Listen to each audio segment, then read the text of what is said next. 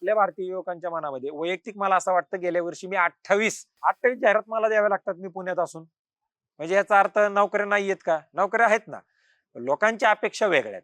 म्हणजे त्यांची जर अपेक्षा समजा मी ₹1 पगार द्यायची असेल, तर लोकांची अपेक्षा नाही तुम्ही ₹2 ₹2.5 दिले पाहिजेत. मी ज्या वेळेसला ₹2-2.5 वर जातोय, त्यावेळेसला ते म्हणतात नाही मला ₹3-3.5 पगार पाहिजे. मी ₹3.5-4 वर गेले, की ते म्हणतात नाही, नाही आता आम्ही ₹5-6 आम्हाला पगार पाहिजे. म्हणजे ज्या अपेक्षा त्यांच्या पगाराच्या बाबतीतल्या आहेत, त्या बदललेल्या आहेत. दुसरी गोष्ट लोकांना आता निवांतपणा पाहिजे. म्हणजे मी तर माझ्या म्हणजे खास करून मला इथं सांगताना काही लाज वाटणार नाही. मी अत्यंत म्हणजे मला फारच क्लिअरली इथं 2 गोष्टी मेन्शन करायच्यात.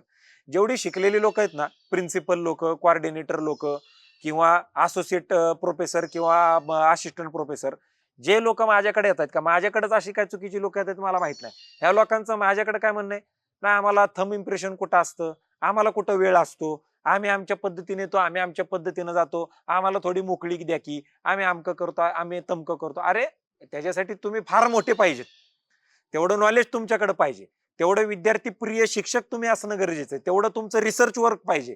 तेवढं तुमचं सामाजिक कार्य पाहिजे. तेवढं तुमचं कॉर्पोरेट वर्ल्ड मधलं काम पाहिजे.